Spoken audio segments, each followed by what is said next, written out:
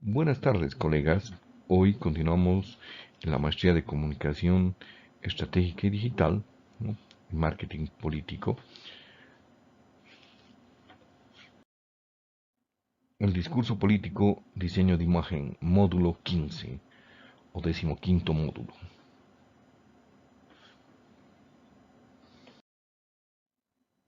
Continuando con lo que hemos venido viendo, vamos a comenzar con algo que se llama el teorema de Thomas. El teorema de Thomas surge de la investigación de un sociólogo perteneciente a la Escuela de Chicago, allá entre los 20 y 30 en Estados Unidos, del siglo pasado. Y este señor enuncia la siguiente frase: si las personas definen las situaciones como reales, estas son reales en sus consecuencias. Y ustedes me dirán varias cosas, me van a preguntar varias cosas, me imagino. Y vamos a ir respondiendo estas interrogantes que todos tenemos en la mente, ¿no? El teorema de Thomas está relacionado con lo que se denomina la profecía autocumplida. ¿Qué es la profecía autocumplida? ¿No? Supongamos, vamos a colocar este ejemplo para poder entender mejor a qué se refiere Thomas. Y este ejemplo está relacionado con lo siguiente. Vamos a hacer una suposición, digamos que ustedes van a un adivino y este adivino les dice que van a aprobar el módulo 15, discurso político e imagen. Ustedes dirán que bueno. Entonces el adivino ha leído su destino, su suerte en una hoja de coca, y en esta hoja de coca, ¿no es cierto?, ha determinado que ustedes van a aprobar la materia. Y ustedes me dirán, ¿por qué se llama el teorema de Thomas y por qué tiene que ver con la profecía autocumplida? Simple. Probablemente ustedes a partir de ese momento decidan estudiar más y decidan que van a dar todo su esfuerzo en esta materia, en este módulo, y que van a obtener las mejores calificaciones. Y eso es el famoso teorema de Thomas. Esto es lo que nos va a llevar, ¿no es cierto?, a generar un mejor rendimiento dentro de la materia. ¿Sí? La consecuencia de esto tiene que ver, por ejemplo, cuando vemos un titular de periódico o cuando escuchamos un discurso, para ponerlo en términos muy contemporáneos y muy recientes, por ejemplo, ¿no? Como sabemos, ha fallecido la reina Isabel de Inglaterra, ¿no?, hace muy pocos días, y esta señora tiene un heredero que es el príncipe, que era el príncipe de Gales, ahora es el rey de Inglaterra, ha asumido el nombre de Carlos III. Hasta ahí estamos perfectamente bien. Él dice en su discurso que va a dar continuidad a la labor de su madre. Está explicando de alguna manera que él va a generar, va a continuar con el legado familiar y que a partir de este legado familiar él va a generar una nueva forma, entre comillas, de hacer política dentro de la sociedad inglesa, ¿no? O sea, ese discurso me está definiendo, entre comillas, políticamente una situación. Me está diciendo, ¿no es cierto?, de alguna manera lo que va a suceder. Me está definiendo la situación.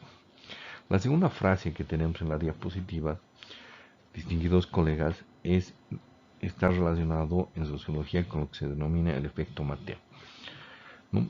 Y tiene que ver con lo siguiente. Esto está extractado de la Biblia, ¿no? Hemos tomado esta cita de una Biblia católica, no porque sea mejor, sino porque hay diferentes versiones, pero no vamos a entrar en esa discusión, la vamos a evitar en este momento. Y vamos a comenzar a hacer lo siguiente, ¿no?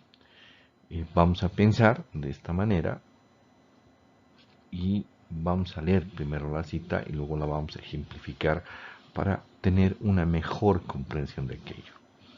Dice, porque al que tiene se le dará más y tendrá en abundancia, pero al que no tiene se le quitará aún lo que tiene. Es una cita media paradójica dentro de la Biblia, está en Mateo capítulo 13, versículo 21, si ustedes la buscan. ¿A qué se refiere y por qué se llama el efecto Mateo? Vamos a hacer una suposición. Yo sé que algunos de ustedes son docentes universitarios y vamos a hacer la siguiente imagen. Vamos a pensar en lo siguiente. Vamos a suponer que ustedes en sus clases tienen un alumno sobresaliente, cumplido, te piden un trabajo y lo entrega de manera siempre puntual. Hace muy buenos trabajos, no hace plagios de internet, para ponerlo en términos más contemporáneos todavía. Y además, este compañero, ¿no es cierto?, da buenos exámenes, es estudioso, etcétera, etcétera. Tenemos una imagen en la cabeza que nos dice que es sobresaliente, que nos dice que es aplicado, estudioso, que da buenos exámenes, ¿no es cierto?, que es una especie de excepción dentro del contexto general estudiantil. Y ustedes me dirán, ¿y esto qué tiene que ver? Supongamos además que los docentes nos reunimos en algunos espacios, charlamos, conversamos, tenemos esa visión de hablar entre nosotros, de proyectar nuestra imagen, etcétera, etcétera. Entonces vamos hablando y le decimos, mira, con los estudiantes, sí, este estudiante es muy bueno, sí, en mi materia igual, es muy bueno, tiene muy buen rendimiento. Y hablamos con otro colega, le preguntamos, nos responde, nos dice lo mismo. Este estudiante es muy bueno. ¿Y qué quiere decir que sea muy bueno? ¿Qué significa que este estudiante sea relevante? Por ahí un día justo tuvo un problema, no logró estudiar adecuadamente y le va medio mal. ¿Cuál es la tendencia a partir del efecto Mateo? Es subirle la nota. Por eso dice, porque al que tiene se le dará más y tendrá en abundancia. O sea, le estamos dando más porque él es buen estudiante. Pero al que no tiene se le quitará aún lo que no tiene. Perfecto. Y esto se va a reproducir o se va a replicar, como quieran, a lo largo de la carrera de este estudiante. Durante mucho tiempo, ¿no es cierto?, este efecto, entre comillas, lo va a perseguir a lo largo de su carrera. ¿Por qué está relacionado con lo anterior? Nosotros hemos definido una situación con relación a este estudiante, lo hemos calificado de bueno y además estamos utilizando el famoso efecto Mateo. Cuando digo o aplico el efecto Mateo, no es que estoy distorsionando la realidad, sino que estoy favoreciendo a alguien. ¿Y esto qué tiene que ver en política? ¿O qué tiene que ver con el discurso político? Mucho. Esto, por ejemplo, se puede visibilizar, ¿no es cierto?, en algunos políticos carismáticos. Aquellos que tienen un carisma que nos deslumbra, que nos atrae, ¿no es cierto?, a partir de la palabra, al cual le perdonamos diversos errores, entre comillas, y que seguimos votando por él. Un ejemplo nacional, sin ir muy lejos, fue Carlos Palenque, ¿no? Algunos de ustedes eran muy jóvenes, por lo tanto no deben tener una imagen precisa de él, pero con todos sus defectos probablemente fue uno de los líderes más carismáticos que existió en Bolivia, ¿no? Pese a tener, por ejemplo, la alcaldía del Alto, él nunca fue candidato a la ciudad del Alto, pero siempre con DEPA ganó las elecciones en la ciudad del Alto. Él bastaba decir, este es mi muchacho para la alcaldía del Alto, y casi siempre con DEPA, mientras estuvo vivo Carlos Palenque, ganó la elección.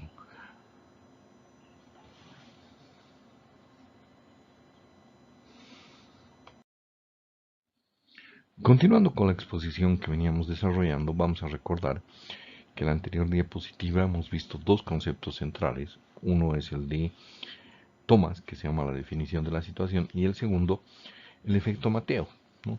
Y habíamos explicado cómo se relaciona con el discurso político. Vamos a hablar ahora de otro concepto muy vinculado a los dos anteriores, que se denomina el pseudoentorno. ¿Qué es el pseudoentorno y por qué es importante en el discurso, en la parte discursiva, ¿no? Vamos a varios ejemplos para ir comprendiendo esto. Uno de los primeros ejemplos que podemos nombrar, que es la guerra entre Rusia y Ucrania. Y ustedes me dirán, pero tiene que ver la guerra entre Rusia y Ucrania con el discurso, con las palabras, mucho. Vamos explicando poco a poco esta relación, ¿ya? Cuando hablamos de la guerra entre Rusia y Ucrania, estamos hablando, evidentemente, ¿no es cierto?, de un enfrentamiento bélico, que no quiere decir que sea falso, sino que este enfrentamiento bélico, o la información que tenemos de este enfrentamiento bélico, está condicionado, ¿no es cierto?, por nuestra visión del mundo. ¿Y de dónde viene esta visión del mundo? ¿Cuál es la visión que tenemos nosotros? Nuestra visión está condicionada de alguna manera, ¿no es cierto?, por los medios de comunicación. Y cuando digo por los medios de comunicación, ¿no es cierto?, me refiero a lo siguiente, ¿no? Si ustedes quieren saber información de la guerra, consultan, ven periódicos, radio, televisión, plataformas, YouTube, ¿no es cierto?, noticieros del extranjero, etcétera, etcétera. Podemos incluso tener varias versiones de la guerra en el sentido de que esta visión, ¿no es cierto?, está construida por medios de comunicación. Lo que sabemos, salvo que vivamos en Ucrania o en Rusia, ¿no es cierto?, o estemos en el frente de batalla, viene de los medios de comunicación. Otro ejemplo, ¿no?, es lo que pasa en Chile. En Chile ganan rechazo el día domingo, la semana pasada, el 4 de septiembre, ¿no?, y surgen diversas interpretaciones de esta acción, ¿no es cierto?, que tiene consecuencias políticas, ¿ya? De pronto decimos que el 62% de la población ha votado en contra de la nueva constitución. ¿De dónde viene la imagen? Es un hecho real, absolutamente real. Se dice que hay una elevada participación, ¿no? Debemos recordar que hasta ese momento, hasta hace algunos años, el voto en Chile era voluntario. Solamente para el referéndum el voto es obligatorio, ¿ya? Y esto ha cambiado, por si acaso, el escenario político, las consecuencias del escenario político, y ha producido. Pero la información que tengo de esto viene de los medios de comunicación, ¿ya? Sí, claro. ¿Qué quiere decir esto? ¿A qué nos referimos esto? Que muchas veces la realidad que nosotros percibimos está condicionada por los medios de comunicación. Lippmann va a relatar, por ejemplo, en el caso de la Primera Guerra Mundial, debemos recordar, ¿no es cierto?, que en la Primera Guerra Mundial no había televisión, no había radio, las comunicaciones estaban limitadas por el uso del telégrafo, en algunos casos donde había teléfono. Y Lippmann dice había una isla en la cual vivían ingleses y alemanes en perfecta armonía, ¿ya? Hasta la guerra se había iniciado varias semanas antes, pero como los periódicos llegaban vía marítima, ¿no es cierto?, y al llegar vía marítima, ¿no es cierto?, demoraban varios días o semanas en llegar. Entonces él dice, de pronto, con la llegada del primer periódico que daba cuenta de la guerra, los que antes eran amigos se habían convertido en enemigos, ¿cierto? ¿Qué es lo que cambiaba? El entorno. El hecho es real, pero nuestra percepción del entorno a partir de determinadas informaciones se ha modificado, ¿ya? Y esto es clave para comprender el desarrollo del famoso pseudoentorno. Hasta este momento hemos acumulado, ¿no es cierto?, hemos tenido, ¿no es cierto?, en esta presentación, en este desarrollo de la presentación, tres conceptos que son centrales para explicar lo que ustedes me han pedido analizar la semana anterior, que es el caso del Haya. ¿Ya? El primero de ellos es la definición de situación. El segundo es ¿cómo se llama esto? No es la definición de situación, perdón, es el efecto materia. El tercero es el de pseudoentorno. Y están ligados a una teoría contemporánea que vamos a ver a continuación.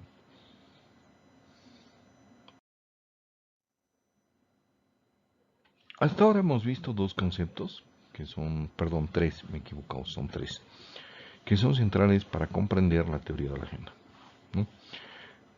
Definición de la situación, el segundo es el famoso efecto Mateo, y el tercero es el pseudoentorno, ¿no? La teoría de la agenda surge de una frase muy interesante que nos dice: los medios no nos dicen qué hacer, sino sobre qué pensar. Reitero, esta frase fue acuñada por Bernard Cohen en un estudio de política exterior de Estados Unidos, en un libro que se llama La prensa y la política exterior de los Estados Unidos, y se refiere a que los medios, ojo, no nos dicen qué hacer, sino sobre qué pensar. Como todos sabemos, cuando hablamos de la famosa teoría de la agenda setting, Estamos hablando de una teoría que surge a finales de los 60, 69, 70, que consiste en comparar lo que dicen los medios de comunicación con la importancia que el público le atribuye a determinados elementos. Cuando esto ocurre, cuando comparamos la importancia tanto del público como lo que ocurre en determinados elementos, estamos hablando, ¿no es cierto?, del efecto agenda. La agenda pasa por varias pruebas. Una de ellas, por ejemplo, es desmentir lo que se llama la percepción selectiva, que había sido una de las bases de los efectos mínimos, ¿no? Y estos señores dan cuenta del poder que tienen los medios de comunicación, ¿no es cierto?, para generar a través de titulares de información impacto en los públicos y mantener temas que son, entre comillas, agendados entre los públicos. Lo que nos explica es, por un lado, la cobertura que realizan los medios y por otro lado, la importancia que le atribuye el público a determinados ejemplos. Ejemplo nacional para que esto quede absolutamente claro. Cuando hablamos de medios de comunicación, por ejemplo, en esta semana, la que acaba de terminar, hemos sido testigos del efecto de agenda con relación a una temática muy importante que ha sido el tema del mercado de coca paralelo, ¿no? Hemos visto como un grupo de cocaleros tomó el mercado y al tomar el mercado, ¿no es cierto?, realizó una serie de acciones y al realizar esta serie de acciones, ¿no es cierto?, generó violencia, tomó la sede, incendió la sede y dejó varios heridos. Si ustedes revisan, esto ha sido, ¿cómo se llama?, hecho por o cubierto por todos los medios de comunicación, ¿no? Y se ha convertido en una especie de tema importante dentro del contexto nacional. Pero esto se debe a la importancia que le han concedido los propios medios de comunicación. Abajo en la diapositiva hablamos de patrones de cobertura informativa, ¿ya? Voy a explicar esto, o sea, más allá de la visión que se tiene a veces de que los medios de comunicación, ¿no es cierto?, son responsables o responden a la línea ideológica del propietario, ¿ya? Voy a hacer un paréntesis aquí para explicar esta situación de la siguiente manera. Cuando hablamos de esto, de el papel de los medios de comunicación y de su vinculación con el dueño, ya estamos atribuyéndole un poder casi mesiánico al propietario. Sin embargo, los periodistas en algún momento han logrado golpear, ¿no es cierto?, al propietario y difundir informaciones que no le favorecen, ¿ya? Ejemplos dentro del contexto nacional ha habido varios, pero ahora esto es mucho más difícil por el control que ejerce el gobierno con relación a los medios de comunicación a través de la publicidad, ¿no? En los últimos 16, 17 años, el mayor anunciante es el gobierno. Por lo tanto, es el que controla un mayor paquete y puede controlar de alguna manera, o por lo menos parcialmente, lo que pasa en los medios de comunicación, ¿no? Se han visto algunos casos en los cuales, por ejemplo, ¿no es cierto?, si tú no estás de acuerdo con lo que piensa el gobierno, se ha reducido la publicidad, ¿no? Esto es cierto, digamos. Y ahora vamos a hablar, para entender mejor el concepto de teoría de la agenda, de los patrones de cobertura, ¿no? Ustedes saben que el periodismo, sobre todo en la ciudad de La Paz, ha dividido la ciudad en áreas de cobertura. Los temas de información están agrupados dentro de estas áreas, ¿no?, en una especie de categorías que tienen que ver con la importancia que se le atribuye a determinado tema. Cuando digo categorías, ¿no?, se han creado, por ejemplo, una categoría que es política, ¿no? La política abarca un conjunto de instituciones, como es el caso, por ejemplo, de Palacio, la Asamblea Legislativa y la Cancillería. O sea, esto no es nuevo. Ustedes recordarán que esta área existe desde mucho antes, ¿no es cierto?, de que el MAS llegue al gobierno. Entonces, tiene una gran representatividad, nos interesa además la política, poder, de alguna manera nos afecta a todos. Hay otra área que es el área de seguridad, que está vinculada fundamentalmente al tema de la policía, los delitos, ¿no es cierto? Y, por ejemplo, también los juzgados, ¿no? O sea, de pronto los juzgados cobran relevancia cuando hay casos bastante duros o polémicos. Para mencionar un caso reciente que ha terminado en una sentencia de 30 años, por ejemplo, el caso del joven Anakin, que es asesinado por su pareja o expareja y que concluye con una sentencia de 30 años, ¿no? Entonces el área de seguridad está ligada por un lado a la justicia, a la policía. A veces se toman temas de las Fuerzas Armadas, aunque perdió mucha relevancia en los últimos tiempos. Y cuando digo ha perdido relevancia me refiero a lo siguiente. O sea, en los 70 las Fuerzas Armadas probablemente eran mucho más importante que la política por el tema de los gobiernos militares. Si ustedes recuerdan, o sea, en Bolivia hemos tenido varios golpes en esa época, ¿no? Segunda área es política de seguridad. La tercera, economía, por ejemplo, ¿no? Aunque no se discuta mucho el tema económico, la economía tiene un grado de relevancia bastante alto, bastante elevado, ¿no? A todos nos afecta de alguna manera, ¿no? Por ejemplo, las subidas de precios, etcétera, etcétera. Y al hablar de esto estamos hablando, ¿no es cierto?, de elementos centrales en cuanto a lo que pasa en el país, una subida de precios, ¿no? Van a los mercados, hacen preguntas, ven cómo ha variado el índice de precio al consumidor, etcétera, etcétera. Vinculado, por ejemplo, al Ministerio de Economía, al Ministerio de Finanzas, para, ¿no?, defensa del consumidor a veces. Hay un área que está muy ligada con la protesta, que es el área de sociales, ¿no? Ustedes recuerdan, ¿no es cierto? Por ejemplo, en los 90s, muchos de ustedes no han debido ni nacer, pero para hacer una pequeña historiación de esto, surge de las protestas que se realizaban más o menos cada año, casi de forma predecible, ¿no es cierto?, en diferentes sitios, para hablar, ¿no es cierto?, de una especie de protesta anual, que era la solicitud o el pedido de que se eleven los precios de determinados productos, ¿no? Entonces, bajo esta lógica, ¿no es cierto?, se habla, ¿no es cierto?, de lo que podríamos entender, ¿no es cierto?, como una lucha, como una pelea, ¿no es cierto?, reivindicativa de algunos sectores sociales, ¿ya?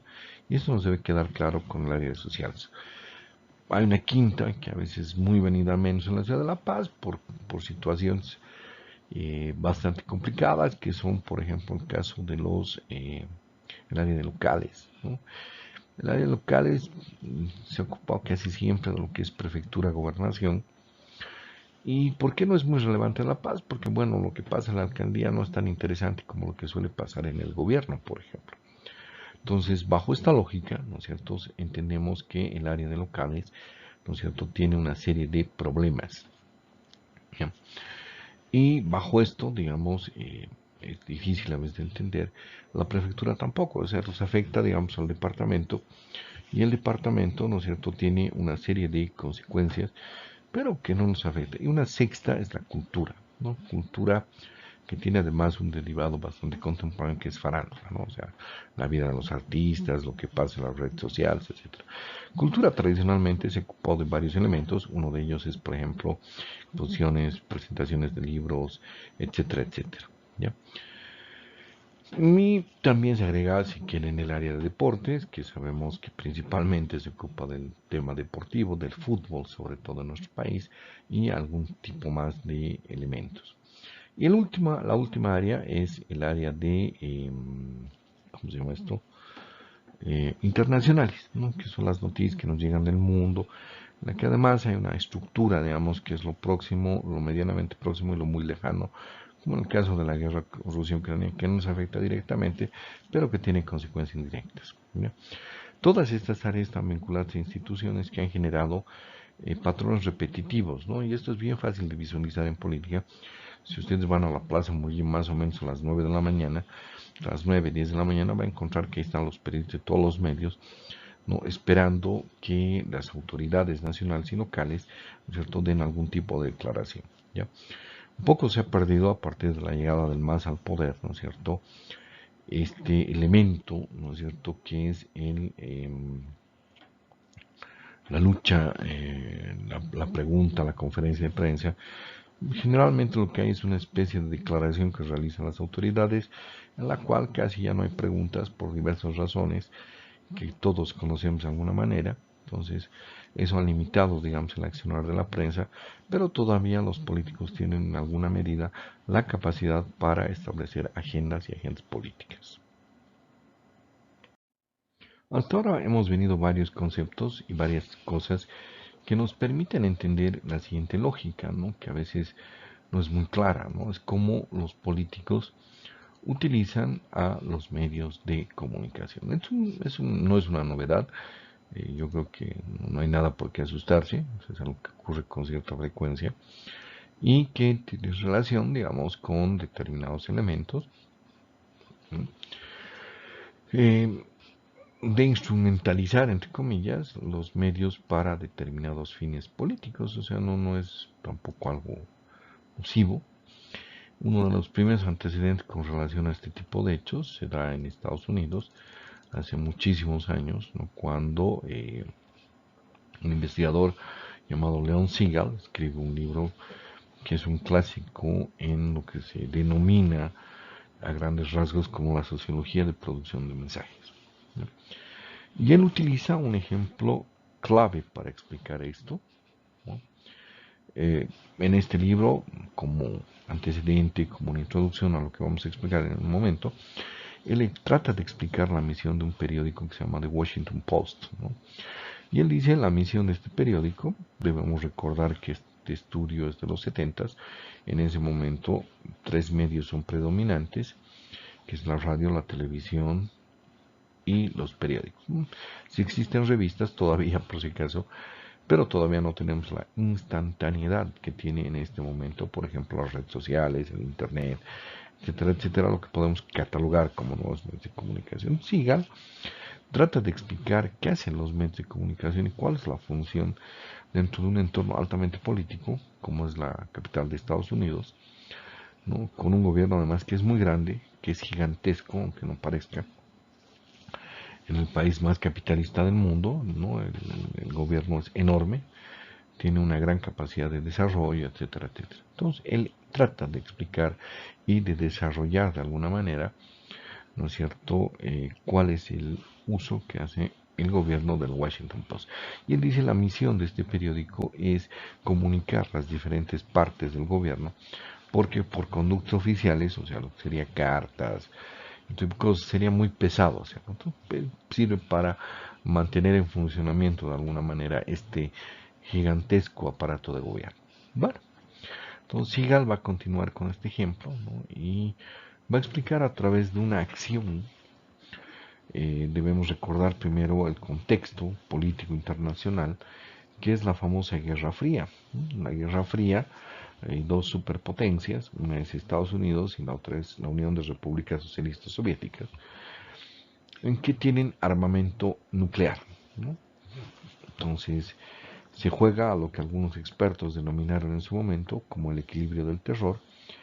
¿Qué es el equilibrio del terror? Para entenderlo y para graficarlo, no es más o menos si tú disparas, yo te disparo y nos aniquilamos los dos o eliminamos más o menos la vida de todo el planeta, destruyendo las ciudades del otro, ¿no? Entonces ambas potencias están preparadas para destruir con misiles nucleares a la otra potencia, ¿ya? ¿Por qué este antecedente es importante? Porque debemos recordar que en la década de los 50-60, ¿no es cierto?, todavía los misiles no estaban muy desarrollados como en la actualidad, y había dos proyectos de diseño y construcción de misiles. Uno que estaba a cargo de la Fuerza Aérea de Estados Unidos, ¿no?, y el otro que estaba a cargo de la Armada.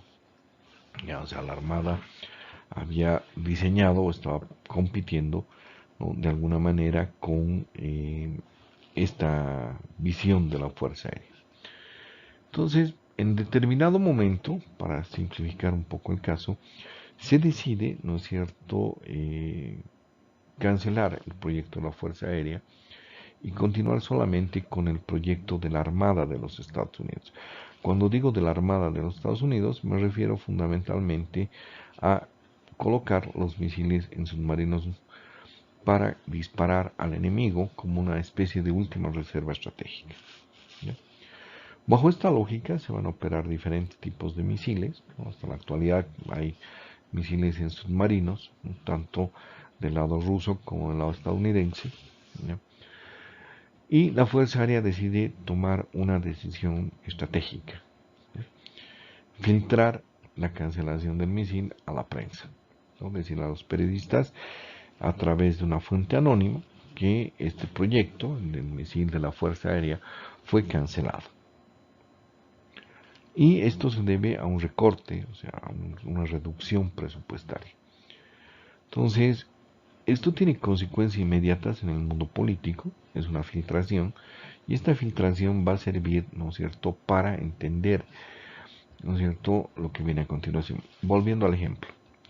Cuando digo se ha producido una filtración y esta filtración tiene consecuencias, en realidad quienes eran socios de Estados Unidos, por lo menos en el plano militar, era Inglaterra, el Reino Unido, que iba a recibir parte de estos misiles o una parte de estos misiles para mantener su defensa activa contra un enemigo común que era la Unión Soviética. ¿Qué es lo que pasa en ese momento? ¿No es cierto? Esto provoca una reacción del gobierno de Estados Unidos, ¿no es cierto?, y obliga al gobierno de Estados Unidos a negociar con su aliado la entrega de misiles basados en submarinos. ¿Ya? A veces perdemos de vista este tipo de cosas, este tipo de filtraciones políticas muy relacionadas con discursos, con declaraciones de prensa, por ejemplo, que tienen que ver, ¿no es cierto?, con un objetivo, con alcanzar de alguna manera un objetivo político, ¿no?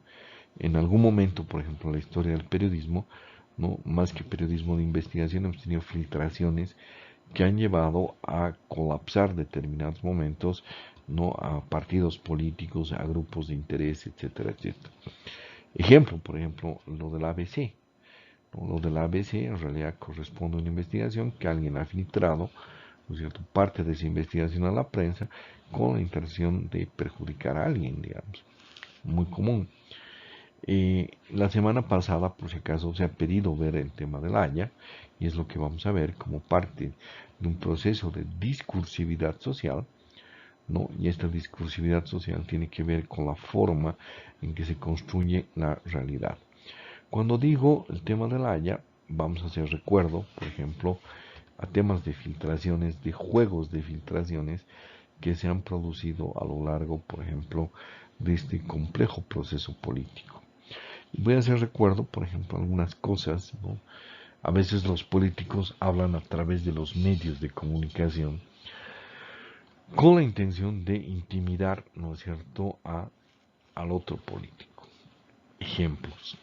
Lo que pasa entre Evo Morales y el ministro de gobierno, Castillo, ¿no?, en el cual uno dice una cosa y el otro no va y le dice de frente, sino le dice a través de medios de comunicación, el otro le responde a través de conferencias de prensa.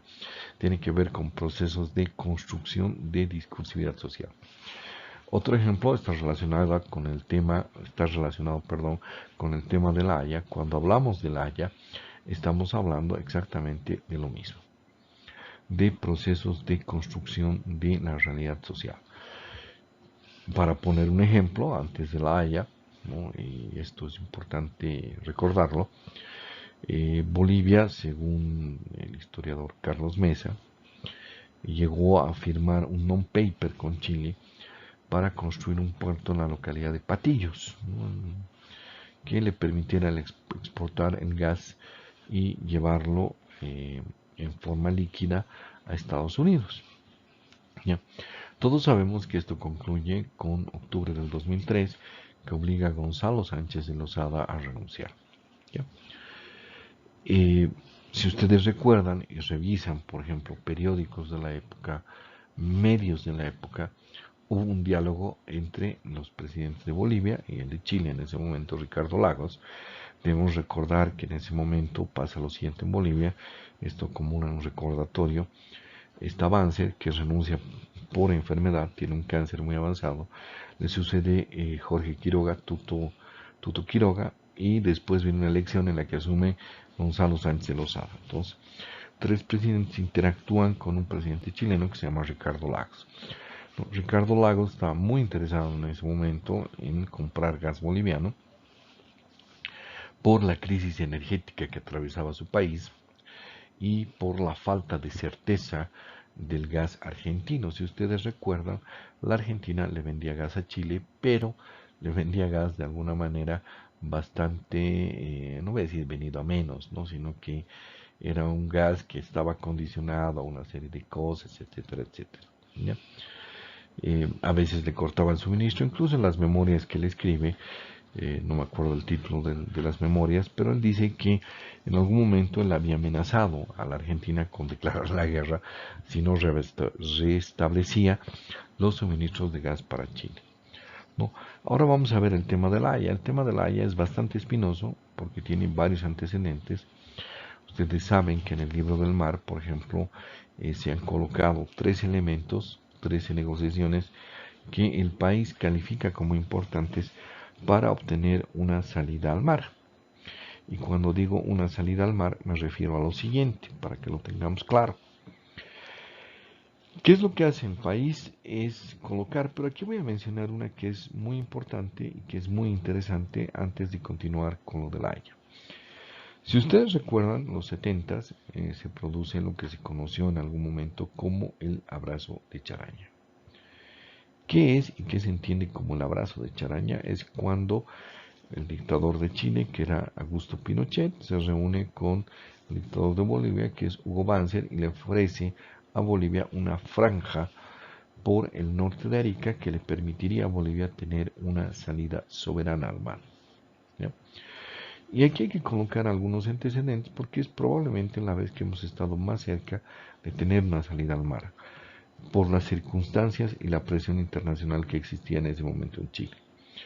Pinochet estaba absolutamente aislado, ¿no?, por violaciones a los derechos humanos, y en algún momento Juan Velasco Alvarado pensó, ¿no es cierto?, en declarar la guerra a Chile. ¿Ya? Hay dos versiones sobre esto, una que es la chilena y otra evidentemente peruana. ¿Ya? La peruana dice que Juan Velasco Alvarado consideró la opción, pero que no la toma por cuestiones de logística, o sea, de aprovisionamiento de armas y municiones. Debemos recordar lo siguiente, y esto hay que tenerlo claro. El Perú en ese momento, y creo que hasta la actualidad, compraba armas a la Unión Soviética. Y la línea de suministro era muy larga y era muy complejo mantener el suministro de armas al ejército peruano cruzando más o menos casi todo el mundo. ¿Ya? La versión chilena dice que Chile se prepara para una guerra casi inminente y decide ofrecer una negociación a Bolivia para evitar esta invasión, para prevenir esta invasión y lograr alcanzar, o sea, si el Perú invadía a Chile tendría que haber pasado en algún momento sobre Bolivia. Bajo esta lógica, ¿no es cierto?, se produce esto. Debemos tomar en cuenta lo siguiente: en 78 pasa una situación muy similar que termina, ¿no es cierto?, con una cuasi guerra entre Chile y la Argentina. ¿No? Este se considera como el antecedente más importante de las negociaciones políticas. También hubo negociación a través de la prensa. Recordarán que en La Haya, por ejemplo, apareció documentación de un embajador de Bolivia que relata entre las copias, uno de sus hijos o hija, no, si mal no recuerdo, empieza a contar esta negociación y a ponernos en conocimiento de lo que había pasado, ¿no? Y esto es usado como parte, ¿no es cierto?, del momento de la propaganda política, de la propaganda, de la discursividad de este momento para conseguir una salida soberana al mar. Debemos recordar también como antecedente que posterior a este hecho Bolivia va a intentar en varias oportunidades entablar negociaciones con Chile. Una es durante el gobierno de Víctor Paz Estenssoro, que termina mal, muy mal, ¿no? y la otra es el último que intenta, por lo menos ya durante la época democrática, durante la recuperación de la democracia, es Jaime Paz Zamora. Jaime Paz Zamora intenta hablar con Chile y recibe un rotundo no. ¿Ya? Si ustedes recuerdan algunos elementos que hemos colocado sobre esto en la clase anterior, Karen Longarich, por ejemplo, le dice no, hace mención a una nota que envía a Bolivia, Chile, diciendo que ya no va a hablar del tema marítimo. ¿Por qué este antecedente es importante? Porque va a llevar a una cancelación, ¿no es cierto?, de la negociación con Chile. Y esto le va a permitir alcanzar o obtener la razón con relación a lo que había ocurrido en ese momento, ¿no es cierto?, con Chile, ¿no es cierto?, porque el Haya dice no. Esto está relacionado con esto. Vayamos al siguiente punto, que es el incidente preliminar, donde vamos a analizar algunos discursos, aunque muy rápidamente, que se han puesto en juego en ese momento. Entremos al punto. En la anterior clase hemos quedado de ver algunos elementos de la demanda marítima. Y es interesante porque a lo largo de la demanda marítima se van a manejar una serie de discursos, sobre todo del lado boliviano, así también como el lado chileno. En la anterior diapositiva habíamos analizado algunos elementos que llevan a Bolivia a demandar a Chile. ¿Qué es lo que pide Bolivia en esta demanda? Y esto nos debe servir para aclarar algunos puntos, tanto anteriores como posteriores de esto, ¿no? Uno de estos está relacionado, ¿no es cierto?, con qué pide Bolivia en concreto, ¿no? Lo que pide Bolivia es negociar de alguna manera, ¿no es cierto?, una salida marítima con Chile, ¿no? Dice, vamos a negociar, vamos a hablar, y lo que queremos es que Chile nos ceda un espacio con soberanía, ¿no? En términos políticos, ese es el pedido, esa es la petición que realiza Bolivia y presenta una demanda en La Haya, ¿no? Esto es anunciado por Evo Morales, además, un 23 de marzo, si mal no recuerdo, en el cual anuncia la decisión de demandar a Chile, ¿no? O sea, esta decisión va a significar la preparación de una memoria, de una serie de documentos, entre comillas, operativos, que va a llevar al país, ¿no es cierto?, a presentar esta demanda. Chile va a tomar una decisión no contraria, sino va a tomar una decisión jurídica, que es defenderse más o menos en todos los espacios, ¿no? Y va a utilizar todos los argumentos, y esto está, por ejemplo, en declaraciones de prensa, ¿no?, tanto de Chile como de Bolivia, en la cual, ¿no es cierto?, se establece que Chile va a utilizar todos los medios disponibles a su alcance para poder defenderse. Y eso implicaba en algún momento refutar, por ejemplo, los argumentos que tenía Bolivia, que había presentado Bolivia a la Corte Internacional de La Haya. Entre la estrategia chilena, la boliviana se basa, ¿no es cierto?, en las expectativas que tiene, ¿no es cierto?, Bolivia, que se habían generado estas expectativas, según nuestra demanda, en los ofrecimientos que había realizado Chile a lo largo de su historia para conceder una salida soberana al mar, ¿no? Es un derecho expectaticio, según tengo entendido, o según lo explican algunos juristas. Si cometo errores legales, por favor, discúlpeme, porque yo no soy abogado y por lo tanto no tengo la cantidad de elementos, ¿no? Si ustedes recuerdan, se va a desarrollar un intenso debate entre medios de comunicación tanto de Bolivia como de Chile, ¿ya? Es interesante este juego porque a lo largo del proceso de la demanda de La Haya, por ejemplo, ¿no?, en algún momento Evo Morales le va a decir a Chile, pero negociaremos, llegaremos a algún acuerdo, y Chile va a responder que estando demandado La Haya no tiene nada que negociar con Bolivia, ¿no? Resulta paradójico esta posición, pero bueno, o sea, va a responder así uno de los cancilleres de Chile. Si no me equivoco, el señor Heraldo Muñoz va a ser el que va a responder este tipo de cosas, ¿no? Entonces, la demanda sirve primero para establecer un juego de agenda. O sea, si ustedes ven o revisan los medios de comunicación, los medios han creado una relación dentro de la demanda marítima, nos han creado un entorno, un pseudo entorno, ¿no es cierto?, a partir de noticias y discursos. Fíjense bien, nos han creado un pseudo entorno, ¿no? En algún momento todos hemos tenido, o a la situación, si quieren, recurriendo a lo que hemos visto al principio, ¿no?, hemos tenido la visión de que todo iba a salir favorable a partir, ¿no es cierto?, del entorno, de la creación de entornos de Thomas, ¿no? Thomas nos va a decir, ¿no es cierto?, que la situación ha sido definida con mucha esperanza por parte de Bolivia, ¿no?, una definición esperanzadora, ¿no?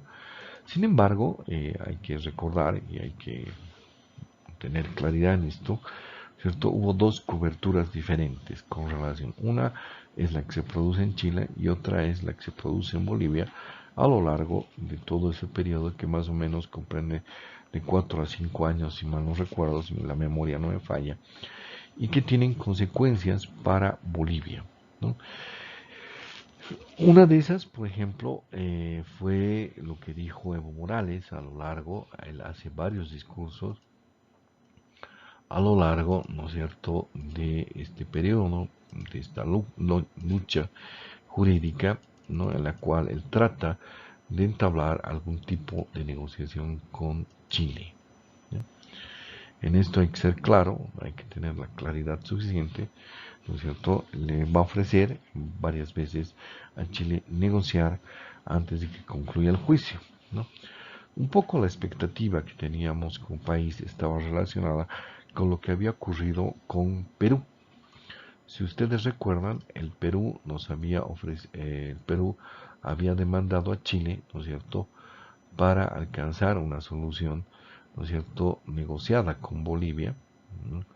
Esta solución negociada, ¿no es cierto?, se va a reflejar, ¿no es cierto?, a través de varios elementos, y la demanda por los límites marítimos, ¿no? Si ustedes recuerdan, este proceso de negociación está vinculado a la fijación de las 200 millas con relación a la frontera marítima de ambos países, ¿no? La Haya optó por una solución media, ¿no?, intermedia, que parcialmente le da el favor al Perú, pero también se lo da a Chile.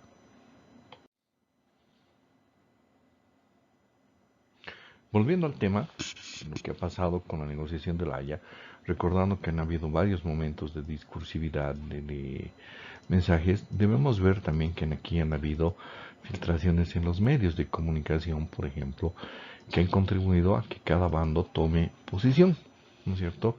Y esto no se nos debería olvidar. Por ejemplo, se hicieron, reiterando, varias ofertas de negociación, ¿no es cierto?, a Chile, que al final no terminan en nada, no concluyen estas negociaciones. Chile decide no negociar con Bolivia y, recordando lo que hemos dicho hace unos instantes, decide no negociar sobre la base de que está demandada, y como está demandada no le corresponde entablar ningún tipo de negociación, ¿ya? Entonces, en esta lógica se puede entender, ¿no es cierto?, lo que ha pasado. Un segundo elemento es que se ha creado a través de medios de comunicación, ¿no es cierto?, eso también lo hemos dicho, lo estamos volviendo a reiterar, ¿no es cierto?, determinados elementos, ¿no es cierto?, para crear agendas que permitan comprender de alguna manera lo que pasaba en ambos países, ¿no? Esto es, como ustedes saben, consecuencia de la difusión de noticias, ¿no? Hemos tenido un segundo entorno, bueno o malo, no podemos calificarlo en este momento, generado por las expectativas que nos han creado los medios de comunicación, ¿sí? Los medios nos han creado diferentes expectativas y bajo esta lógica ha operado, por ejemplo, el tema de la demanda, ¿no? Se han hecho banderazos, se han hecho declaraciones públicas, ¿no? A momentos parecía más un partido de fútbol. Yo recuerdo a alguien después de la presentación de esto que dijo, por ejemplo, que nos tiene miedo, etcétera, etcétera, y parecía más una cuestión de un partido de fútbol que una negociación diplomática. Si ustedes se dan cuenta, los gobiernos han manejado de manera muy disímil y muy diferente, ¿no es cierto?, estos procesos, entre comillas, de negociación, ¿no? Este proceso en La Haya fue manejado de manera diferente, ¿no? Y aquí tenemos un ejemplo, o sea, dentro de este contexto mediático, dentro de esta agenda mediática, que nos puede servir para entender, ¿no es cierto?, lo que ha pasado entre Chile y Bolivia. estamos hablando del incidente preliminar. Chile había tomado, como dijimos, el momento de tomar el ejemplo y de analizar un poco la discursividad social de lo que había pasado en ese momento, la decisión de cuestionar todas las acciones de Bolivia. O sea, así de claro hay que ser, había tomado la decisión, entre comillas, de socavar, si vale el término, la argumentación que tenía Bolivia. Continuando, ¿no? ¿Qué es lo que estamos viendo en este momento relacionado con lo anterior y la construcción de discursos, etcétera, etcétera? Estamos viendo lo que se llama la sentencia que toma la Corte en cuanto a la competencia. Chile había cuestionado, recordemos bien, la competencia de la Corte para hacerse cargo del caso y dice la Corte Internacional no tiene competencia. Recordemos ese hecho. Sin embargo, lo que estamos viendo es el famoso punto 33 que se produce en la Corte y que dice que frente a si la Corte dictaminara una negociación entre Bolivia y Chile, la Corte no puede predefinir el resultado. ¿Qué quiere decir esto? Más o menos lo que quiere decir es que si Bolivia hubiera negociado con Chile, la Corte no hubiera tomado ningún partido, no hubiera obligado ninguna decisión, pero ahí está, entonces no se toma ninguna decisión y lo que se hace en realidad es decirles sí tenemos competencia, pero no vamos a predeterminar, ese es el término que utiliza, que está en la sentencia, el resultado. ¿No es cierto? Esto en Bolivia fue presentado como una victoria, lo vamos a ver a continuación. Este es uno de los titulares que se publicó en el país por esos días. Después de que la Haya acepta la competencia, debemos recordar que esto es un proceso bastante complicado, que se basa en sustentos jurídicos, ¿no es cierto?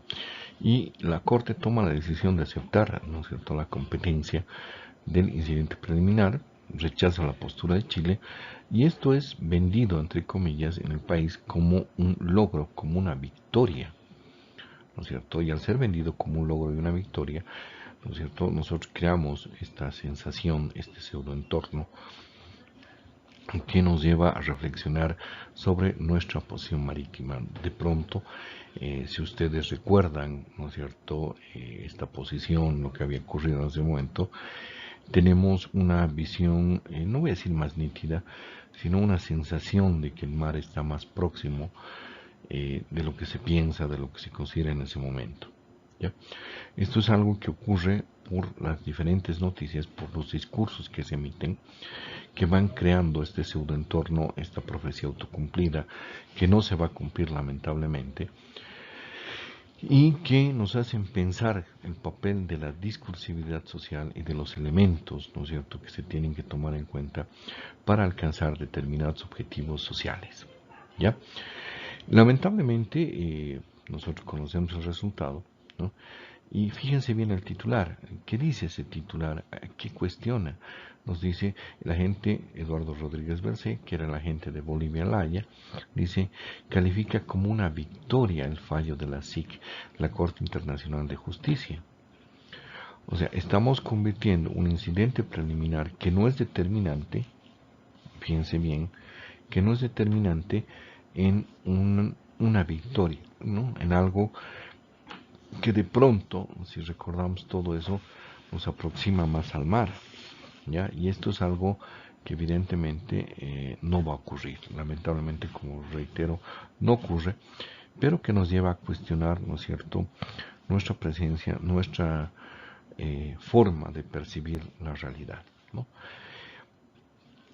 Recordemos que también se producen banderazos, que en ese momento, por ejemplo, incluso se llama a través de una ceremonia, de un ritual, el espíritu del mar. Volviendo a lo que estábamos diciendo, o sea, se crea una sensación de victoria. Se crea una agenda mediática, además, que tiende a apoyar, por ejemplo, se hacen banderazos, se hacen una serie de ceremonias, como este ritual para llamar al espíritu del mar, ¿no es cierto?, que nos crean una especie de falsa expectativa, ¿ya? Y lamentablemente conocemos el resultado, reitero por tercera o cuarta vez, ¿no es cierto? Se conoce muy bien el resultado, La Haya nos dice no. Ahora veamos la posición chilena.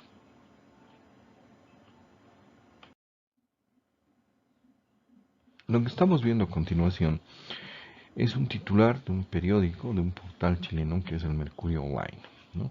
Es un periódico bastante conservador que pertenece al grupo Edwards en Chile y habla de la renuncia de Felipe Bulnes, que hasta ese momento se desempeñaba como una persona, como la gente de Chile Laya, ¿no? Bulnes en realidad hace una crítica interna, que es muy dura además, porque dice no hay cohesión interna para enfrentar el tema del Haya. Fíjense bien, no hay cohesión interna. Y además, este incidente preliminar, que en Bolivia se toma como una gran victoria, en Chile se toma como una derrota. Fíjense bien, pese a que se habían recortado nuestras expectativas en el Tribunal de la Haya. ¿Qué es lo que pasa? La discursividad, ¿no es cierto? Aquí hay una batalla discursiva que de alguna manera es ganada por Bolivia, ¿no es cierto? Pueden ver, por ejemplo, el debate que tiene Carlos Mesa como vocero de la causa marítima, ¿no es cierto?, en un canal de televisión chileno, en el cual él logra explicar desde el punto de vista histórico, ¿no es cierto?, qué es lo que pasaba en Chile, ¿no?, con relación a la demanda, coloca los antecedentes históricos y hace una serie de elementos que nos van a permitir comprender de alguna manera la demanda marítima. Si alguien tiene una pregunta, puede formularla a continuación.